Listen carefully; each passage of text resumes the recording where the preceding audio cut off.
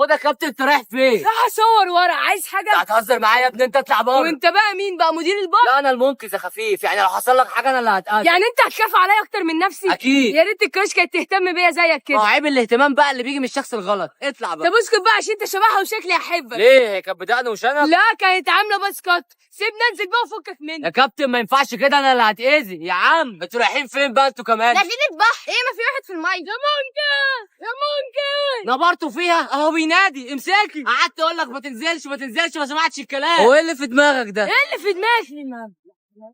دي جبتها ازاي دي؟ ما انا ما رضيتش اطلع براسي فاضيه، قلت اجيبها لك معايا.